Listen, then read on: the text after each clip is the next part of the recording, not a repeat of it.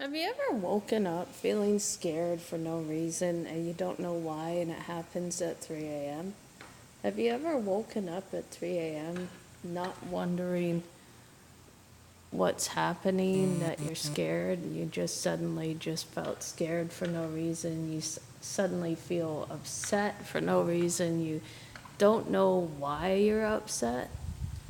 Don't you think it's coincident to the devil's hour? I mean, some people wake up scared for no reason at 3 a.m. I'm just wondering, how many of you have ever woken up at 3 a.m., felt scared for no reason? Just suddenly felt scared for no reason and cry for no reason, but it's 3 a.m. That's the time people feel weird. But your body's still cold and you're trying to figure out what's going on, so you step outside your house and it's still cold, even though the temperature is different. Do you ever get yourself wondering, oh my God, what the hell is going on? Like, yes, why are you scared at 3 a.m.? What would cause people to wake up just suddenly scared at 3 a.m.? I would like to know the answer to that. I mean, the devil's hour is a very strange hour. And if you wake up at 3 a.m., and you suddenly feel scared for no reason and cold for no reason, check your environment. If it's cold and it's not cold outside, but it's cold when you wake up, you're going through a weird phase. 3 a.m. is the devil's hour. Everything strange happens at 3 a.m. Supposing you heard weird noises at 3 a.m. Could it be that the ghost of the 3 a.m. hour are out, and maybe ghosts come out at 3 a.m. and they like to haunt us at 3 a.m. just so they know you're there? Because some people believe at 3 a.m. weird things happen. Like in the movie The Amityville, all those murders that took place there happened at 3 in the morning. And everything that happens, could happen, all happen at 3 a.m. Apparently, 3 a.m. is the most sinister hour of the night. It's called the dead of night. A long time ago, if a woman was seen walking, they would get arrested because they believed they were involved with witchcraft and magic and witchery and all that. So it's just like a long time ago, you'd be arrested walking out at 3 a.m. if you were a woman. Yeah, witches were burned at the stake a long time ago during the Salem's witch trial. Now, that was an interesting subject. They used to burn witches at the Salem's witch hunt. They didn't like witches, so they went and hunted them down. Apparently, witches were considered a sin a long time ago.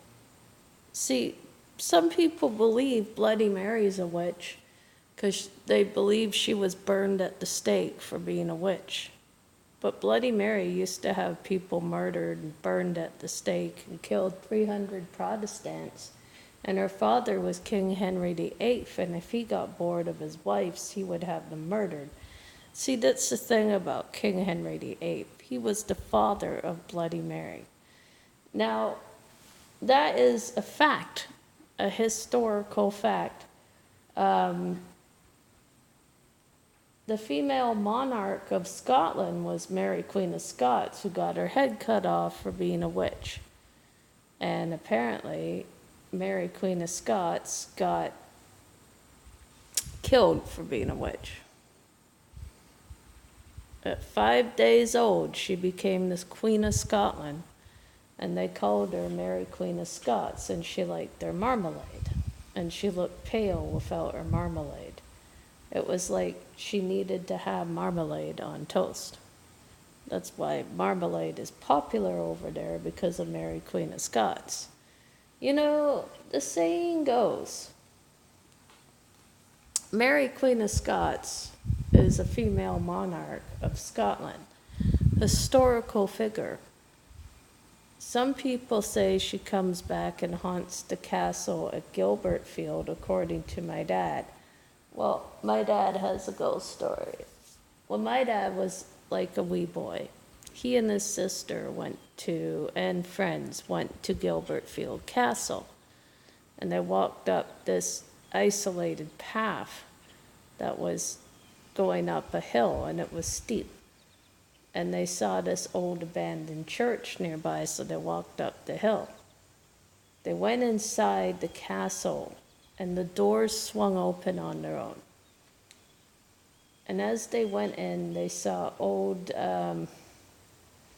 scriptures that looked like from 1500s to the 1540s. And it was strange, because it was a little off. And then when he went to the fireplace, there's this big painting of Mary, Queen of Scots. And she stuck her head out the painting and said, "War's my heed." And that was her famous quote. In Scotland, a heed means a head. She goes, "War's my heed," meaning where's my head. Now, she's a Scottish queen, so she'll say it in Scotland. And Scottish terms are different than Canadian. Nay means no in Scotland. Nay bother means no bother in Scotland. These are just quotes that I hear. So let's go on with it. So, Mary, Queen of Scots, jumped out the painting and chased my dad, his sister, and friends out the castle. And as my dad was running, Mary, Queen of Scots, according to my dad, took an axe and chopped him on the leg. Apparently, he had to get a black leg sewn on his leg, and it healed. So I don't know how that happened.